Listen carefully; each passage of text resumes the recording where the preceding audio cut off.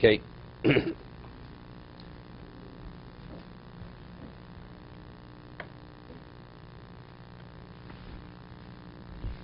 We're just going to start over the Shiloh and go through the Gemara. Hopefully we'll get to Amid Beis today.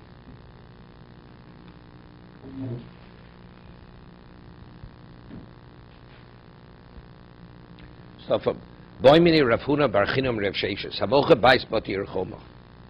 Person sells a house in a walled city. According to the Chachamim, you're not permitted to borrow to redeem the house, and you can't make a partial redemption. Right? That's the Chachamim's position. So the question is, Nigal Lekrovim or Ein Nigal Lekrovim? Could it be redeemed by Krovim, that if a relative comes and wants to redeem the house, it could, just as the person himself could redeem the house against the will of the buyer within the year, so could the relative also come redeem the house against the will of the buyer? Where do we find the Torah says that a relative can? By Stei Achuzah. Right? By Stei Achuzah, if the relative says either he redeems it or the relative can redeem it. So the Shaila is that we learn, when we learned the Gzer Shava, Guloso, it says Guloso by Stei Achuzah, it says Guloso in regard to Bat Yorechoma. So do we say Guloso B'Stei Achuzah, Gomar, Ma Stei Achuzah Eno Negeles L'Chatzoim, you cannot make a partial redemption, the Negeles L'Krovim, but it could be, it's redeemed by relatives. If the relative, let's say the person himself is not able to redeem it, if a relative comes and offers the money, the buyer has to release it. Afainami einigal lechatzoin v'nigal lekrovim. That's the Gzer Shava. O dilmo ki ksiva gula b'chatzoin hu dichsiva. The krovim lo ksiv. The Gzer Shava is only regarding that you can't make a partial redemption. But in terms of krovim, since within the Gzer Shava it says kedei guloso, so for that you have to have the full value. But in regard to krovim, maybe since it doesn't mention relatives in regard to Bat Yorechoma, the relative cannot force the buyer to relinquish it. Omar Leiser, Rav Sheshes says, Einu Nigal. Krovim cannot redeem it. Stei Achuzah, yes, which it says explicitly, but by Bat Yorechoma not. What? No, because we explained yesterday. Normally, see, if let's say the Torah would say by Stei Achuzah, you could redeem it. Right? You could redeem it. And let's say it says elsewhere, and you can't make a partial redemption. And it would say Guloso. So we'd say B is like A. Whatever you find by A, apply to B. Where does it say that you have to pay full value for the field by Stei Achuzah? Where it says the word Guloso, it's the word of the Gzer Shava. It says Kedei Guloso. So there I'm linking, so there it's being very, very specific. There the Torah is limiting the Gzer Shava. The Gzer Shava, Guloso is within the context of Kedei. You follow me? Full price. So therefore it's a limitation. If let's say it would say elsewhere you have to pay full price by Stei Achuzah, and I have two words I compare, Guloso, so whatever you find by one you apply to the other. But since here the Gzer Shava, regarding making full payment, is the word is associated with the word itself? That's the question. Maybe it's only limited to that. On that answer, it's limited to that. Okay? But regarding relatives, the relative cannot redeem the Bat Yorechoma. Eisveik. There's another pasuk that says, B'chol gula tidnu. So Rashi, again, I mentioned this yesterday. What's the pasuk? B'chol eretz achuzaschem gula tidnu loretz. In the land of your inheritance, of your portion, gula tidnu loretz. Your redemption should be applied. Now, what does that speak about? Because all the other issues are covered. So it says in the Brayso, the Rabbos Botim Eved Ivri, that the house is redeemed, and also the Eved Ivri. Now, with the house, what do I need the house redeemed regarding what? In terms of the ordinary redemption, we know it can be redeemed. So in what context do we say it's going to be redeemed? That the person himself, if he has the money, he can redeem it. That's explicit in the Torah, he can redeem it. So what is the additional pasuk telling me? Throughout the land, you could redeem your land. So the Brisa says, the Rabbos Batim, to tell me you could redeem the house. The house on the land? a house, the house that you sold. Now, which house? The house seemingly in a walled city. And over there, and what is it coming? Ve'evet ivri, my love. So when it says in the Bryce, the house, is it a house in a walled city or a house in an unwalled city? That's the shayla. So if it's a house in a walled city, so we have a problem with Rav Sheshes, right? So my love evidently must be Bati Orichoma. Why must it be Bati? Why is the Gemara assuming it must be Bati Orichoma? Because a house in an open city is a steachuza. So if it's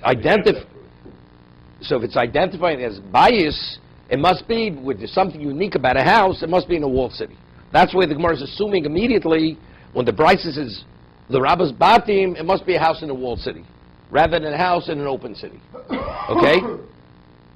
The Eved Ivri, which Gemara later will discuss. By love, so evidently, it seems to be, what does it mean to include Batim?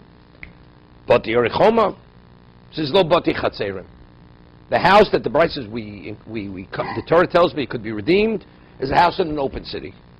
Samara says Bati Chatzer Behedjuk Sif Behuf. It says explicitly.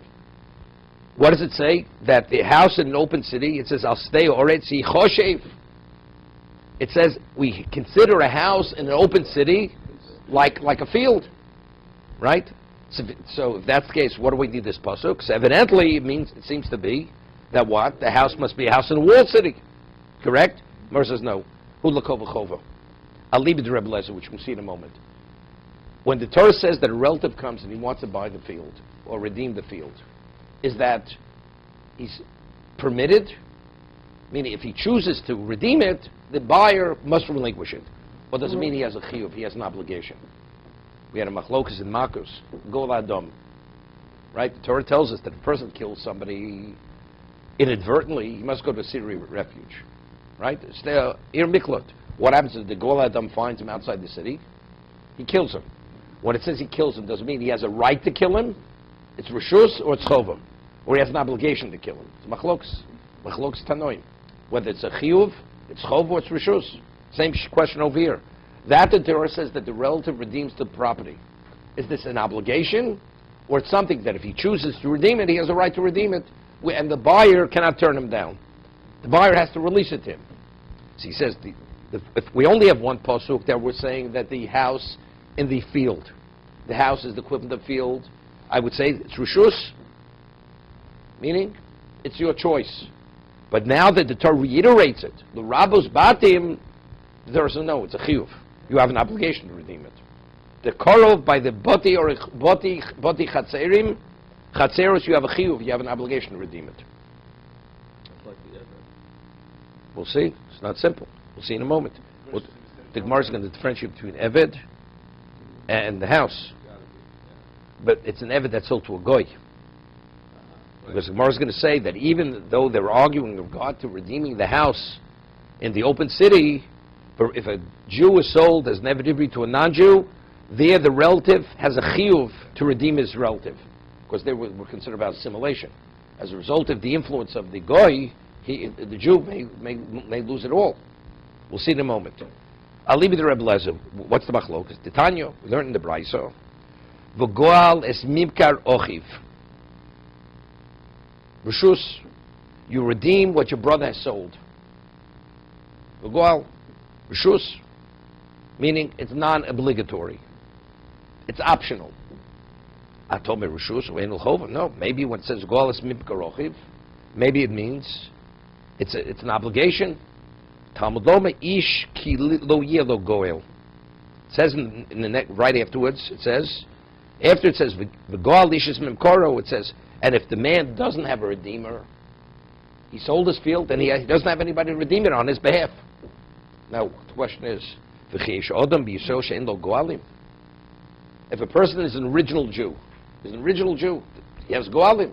We're talking about a steachuza. That means he's part. It was divided. He received a portion of the land when we entered. If he was a ger initially, he never originally received that portion, correct? So that means talking about an original Jew.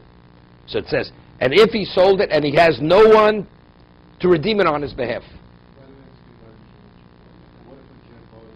No, it goes back and over. No, it goes back. It goes back. So the man sold his steachuza. He sold his property heirloom because he was on hard times, financially hard times. And the ish lo goel, and he has no goel. He has nobody to redeem it on his behalf. That means he doesn't have a relative to redeem it on his behalf. Right? You go back to Yaakovinu. Yeah, he has someone. As long as there's a Jew who exists, he has a goel. He has. His relative's not interested. Sharushus biyodo div Rabbi Shua. Rabbi Shua says, the Torah says he has a right to turn it down. It's optional. So what does it mean? The ish ke'ein lo goel, he has a goel, he has no goel, is interested. That's Rabbi Shua's interpretation. He's not interested, because since it's only Rishus, it's optional. He says, I'm going to turn it down. So we're saying any Jew is a relative? Every Jew is a relative, of course. So is that Lo Yisrael Chaverim. Right. So we can go back, it doesn't matter, any Jew can... You go way back. We're going to discuss, there may be priorities, Yeah. right? We go, who's closer? But let's see, that relative, you go back to another relative, right? No, you can't make a partial redemption. No, there's no partial redemption. No partial redemption. It's either all or nothing. But let's say the man has the means. We're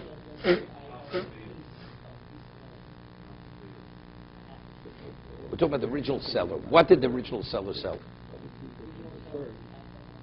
Wait 1 second. The original seller, he inherited from his father. Now he has his piece. He sells that piece now. To the buyer who bought his piece, he wants to redeem it. He has to redeem the full piece of property that he sold. Whatever you sold, you have to redeem it. It's all or nothing. He has a relative now. The relative can't be better than he is. Just as it's all or nothing, the relative also has to be all or nothing. Relatives, I can redeem it. I'm not interested. Rabbi Shua says he has the right to pass on it. He says, I'm passing on it. I'm not interested. He has a right. Rebbe Lezer Omer, no. Rebbe Lezer says, V'goal es mipkar ochiv. When it says V'goal es mipkar ochiv, chova. Yeah? It's a chiyuv. That's Rebbe Lezer. How do you know it's a chiyuv? Omer, chovo, eino elu rishus? Is it, as he's saying, it's an obligation, or no? It's optional. Rebbe Lezer. Oh, Talmud b'chol gulo titnu. B'chol gulo titnu. So if it would only be Rishus, what does it have to reiterate it? Because that pasuk is miyuter, it's superfluous. B'chol tidu gula, right? Eretz ha'chuzaschem ha'kosav kavul chova. The Torah is saying no. That the reiteration says it's an obligation. So it's going like Rebbe Lezer.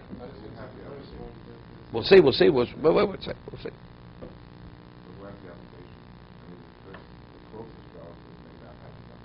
So if it does, they go to the next one. You go to the next one. So he doesn't have to go and pay money. You're not allowed to borrow. You're not allowed to borrow. Not allowed to borrow. Correct. Yesterday, Harvey asked the question. You have to see David Shemomro. It was a good question. He asked the question. We said that for steachus, you're not permitted to borrow to buy, right? To repurchase it, to redeem it. Your relative comes, he redeems it. Now, the question is, what does he do with the property after he redeems it? Does he give it back to his relative who sold it? Or does he retain it until Yovel? What exactly happens? So if he gets it back, so in essence, it's like borrowing it. Your relative, you go to your relative and says, buy the property on my behalf. So, factually, you have to reimburse him, right? So if that's the case, it's one and the same. Your relative redeems it, he gives it back to you. So there's some achronim rule, paskin la'alocha. No, the relative redeems it, he retains it till Yovel. See, if you sell it to a stranger, so the stranger has it. He's not my relative, right? But since it's my family's redeeming it, it's like still in the family. But he doesn't give it back to you. Others say no. After he redeems it, it goes back. So they ask the question: what difference is it between himself or the third party? If Torah doesn't allow you to borrow, what does the Torah allow? The relative should be able to redeem it. If ultimately it's coming back to you, it's the same thing, right? If we want it, because it says hisiga yodo. If you have the money, we allow you to redeem it. If you don't have them, we don't allow you. So it's like a subterfuge. My relative buy it on my behalf. You get a third party to buy it, then he'll give it to me. So the Torah says he has to give it to me. So what are we accomplishing? We're doing the same thing? That's the question they all ask. He brings the question on the bottom there. It's an obvious question. Right? But it's a machlokas hachronim, how to rule. If you say the relative holds it, it's not a problem. So, It must have something to do with that it's in the family, so it's not really considered borrowing. It's like his, so are you permitted to buy? Are you permitted to borrow from your family? Well, it's not considered. Wait. So that's the Chazon Ish says. If you want to, when it says you're not permitted to borrow, it's borrowing from a third party. But if you want, let's say the relative that will redeem it, you want to borrow from him. Chazon Ish says you're permitted to borrow from him. That it says you're not permitted to be goel, that's to borrow from a person who has no relevance to the gula. But if it's from the person who himself could redeem it, when ultimately it's coming back to you, you're permitted to borrow from that person. Who said? But it's not simply, it says ain't no love of a goel. Doesn't make a differentiation. Doesn't make any differentiation. Good.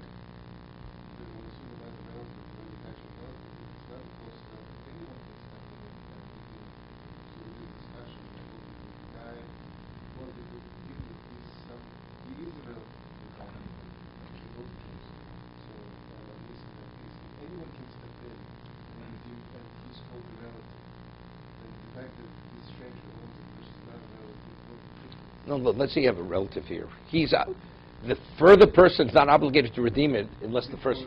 So let's say you want to go to that later person, you want to borrow money. You're not permitted. Because his obligation only comes about if there's nobody else who doesn't have the means. So that he gives it, we have another obligation to change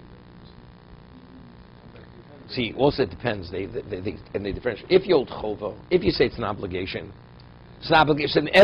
inevitably it's coming back to me. Because he has to redeem it. So why can't I borrow from him? Right? But what about Rishus? It's optional. He doesn't have to.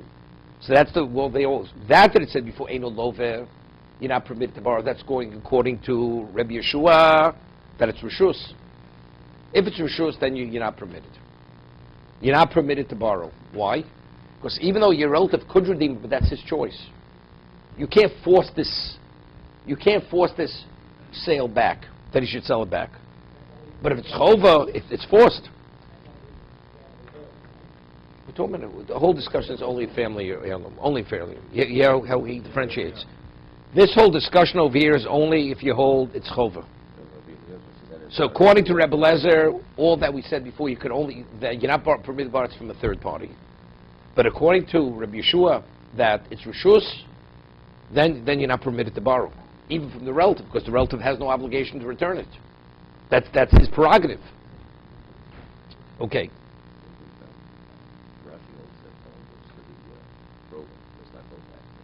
Okay, it's a machlokas.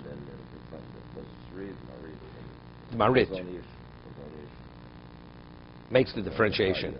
Right, they make the Ravina B'chai says explicitly, it goes back. It goes back.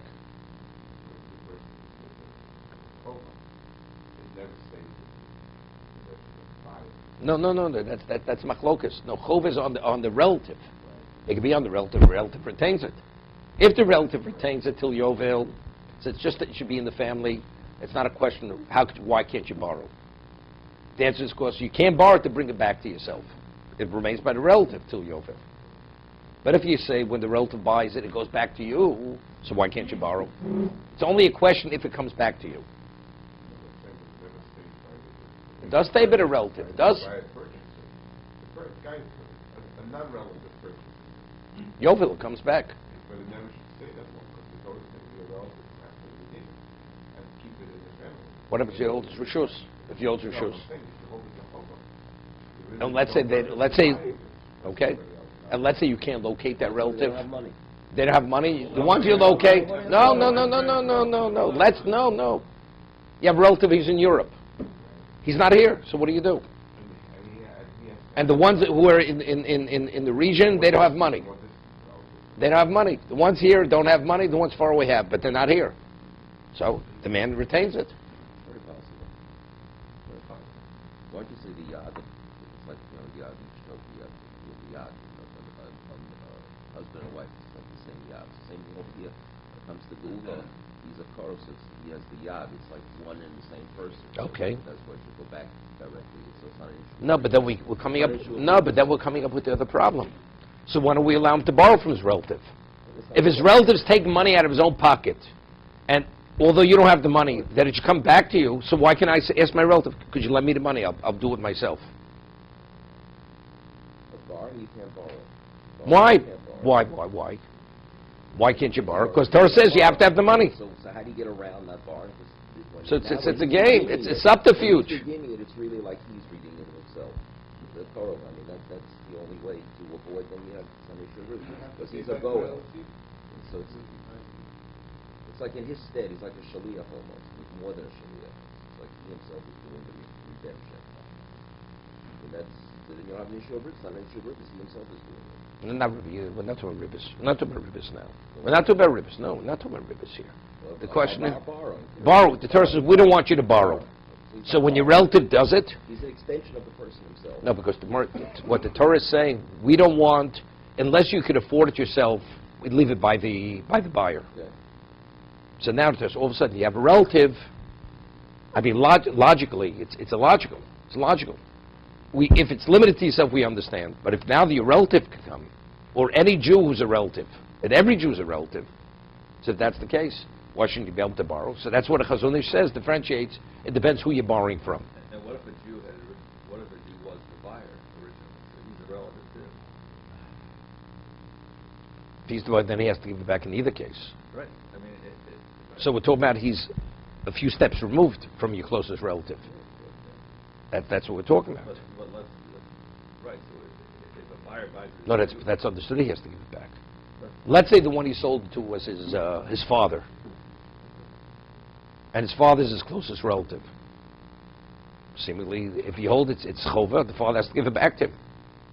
If the son wants it back, he has to give it back to him.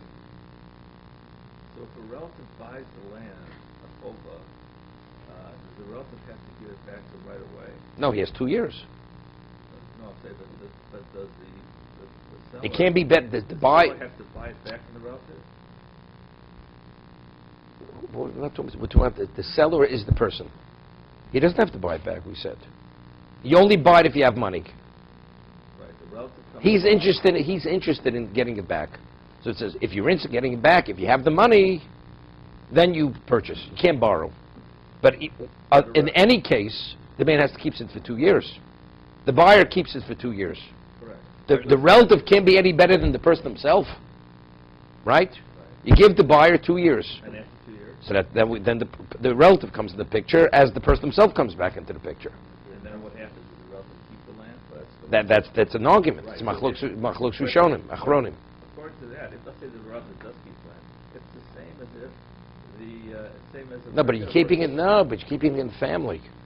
If you hold the relative keeps the land, the Torah says, since it's a family heirloom, it must be kept in the family. Does the seller have the option to buy it from the relative?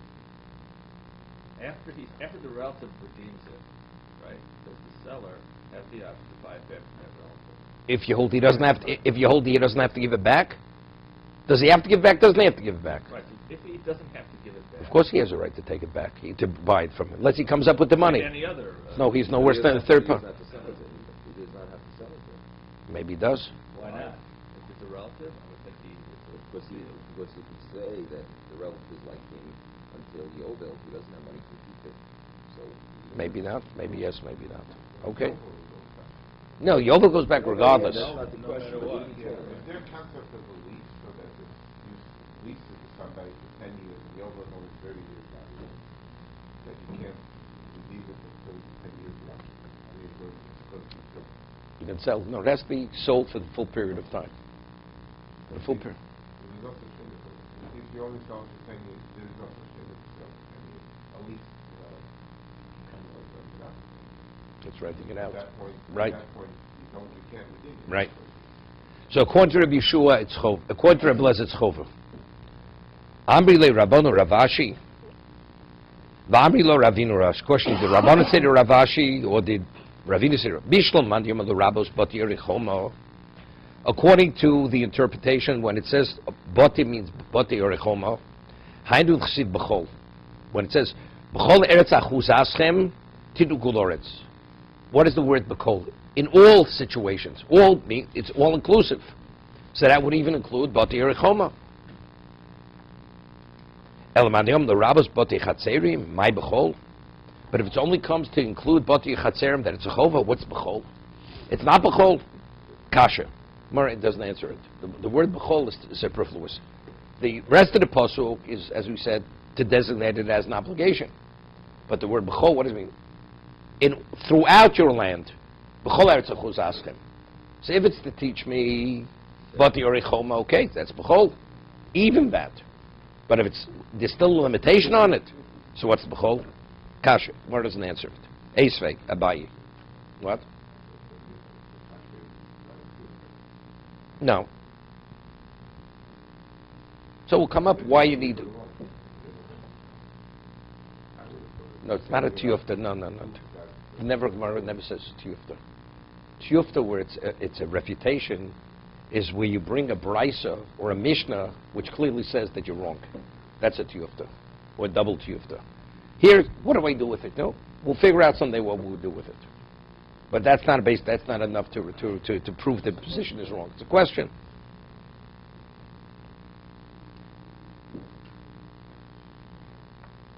Eisvei Abayi. Matam Lom, it says Yugoleno, Gibel Pomim. The three psukim. It says Yugoleno. The Rabos Kol Agulos Shinagolos Kesed Azeh. What does that mean? My love, Bati Orichomo, Ve'evet Ivri. Evidently, it comes to include Bati. This I'm quoting a brisa. Bati Orichomo, Ve'evet Ivri. So it says Lo Bati Chatzerim V'Shtei Achusa. Bati Chatzerim, when it says Bayis, it means the house in an open city and a field. Somewhere says Bati Chatzerim V'Shtei Achusa B'Hedjiksiv. It says Astei Oretzi Choshev, that the house in an open city is like a field. On that where it says no. That just as a field, in terms of redemption, the priority is the closest relative, then the next relative. If the first relative doesn't have the money, you go to the second relative. And you keep going down the line. So that's the pasuk. That's why I need that additional yigoleno to tell me, right? Lababos kolagulos, meaning that whatever you redeem, there's a priority. The Bible, same kind of shayla. Like we had a question originally: do relatives redeem a bati or a chom or not? Right? That's the question. To force the buyers to relinquish it. The Bible, Eved Ivri Anibka Yisrael. Where does the Torah say that if a Jew sold as a slave, that the relative could redeem him? Where's that written? That's written by Nimka La'akum. He sold to a goy. So now, what about if he sold to a Jew? So there it makes sense why he's not in a good environment. A Jew sold to a goy. So there the Torah speaks about his uncle, his cousin, they redeem him. But what if sold to a Jew? It's not such a terrible thing. Maybe the Torah doesn't force the buyer to relinquish his rights. Right? According to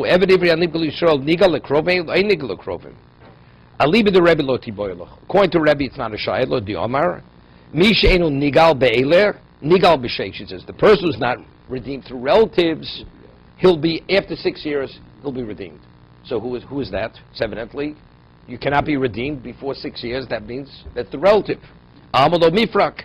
So according to Rebbe, relatives cannot force the buyer of David Ivri to relinquish him if the master is a Jew. Mike. It's a socher by the Eved Ivri who sold to a goy. It's a socher by Eved Ivri sold to a Jew.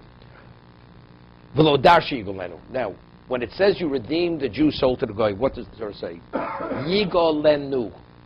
What's the inference of Yigolenu? It's a miut. He shall be redeemed, he and no one else. Right? Yigolenu. That predicament, he's redeemable by the relative. So, but if the inference is, but if he sold to a Jewish master, he will not be redeemed. That's the question. If you learned the Gzeir Shava, that's the overriding factor, right? That's the question. If I learned the Gzeir Shava, it's as if Torah says explicitly he's redeemed by the relative. But if I don't learn the Gzeir Shava, why do I differentiate? Let's say a Memotzino. As you find by the Goy, when the Jew sold to the Goy, the uncle redeems him, the relative says the same thing when he sold to a Jew. The answer is no, because I have a miyut. It says Yigol Lenu, right? It's a limitation. But if I have the Gzeir Shava, there's nothing to talk about. That's the Shaila. If I have the Gzeir Shava, then I don't interpret Yigolenu as an exclusion. And I don't learn the Gzeir Shava. So what do? So we have a Shaila now. Yisrael hanibkar li Yisrael. Eved ivri hanibkar li Yisrael. Could the relative redeem his relative against the will of the buyer? Toshma, it says b'chol gula titnu. The rabbos botim the Eved ivri. It says Eved ivri that the korov applies to the Eved ivri. My lab bot yerechoma. The Eved ivri hanibkar li Yisrael. Seemingly it's speaking about, right, that we're focusing a Jew sold to a Jewish master. No. A Jew sold to a Goy. Smar says, what do I need? I need an additional puzzle to tell me that a Jew sold to a Goy. The Torah says explicitly. It says, Ododu ben Dodi Yigolenu. It says explicitly, if a Jew sold to a Goy, his uncle or his cousin, ben Dodi Yigolenu. So the pasuk of B'chol or Titnu Gulo, right? Well, who am I including? Evidently, even the Jew sold to a Jew, not the Jew sold to a Goy, because the Jew sold to a Goy is explicit. And that Gemara says, Hu l'kovachova. That pasuk, B'chol, that's to, if I only have the pasuk Dodo ben Dodo, it's optional. Where the Jewish slave sold to a Goy, when the Torah says B'chol Eretz Titnu Gula, that says no, it's an obligation. Ba'afilu Rabbi Yeshua. Even though Rabbi Yeshua asks Rabbi Lezer regarding a piece of property, whether it's optional or obligatory, but if you have a Jewish slave sold to a Goy, even Rabbi Yeshua agrees it's chova. Why? Rashi shleitame beina akum. Because here it is a question of what? Of assimilation. Because a slave, he'll be influenced by the Goy, so even Rabbi Yeshua agrees that this turns it into an obligation.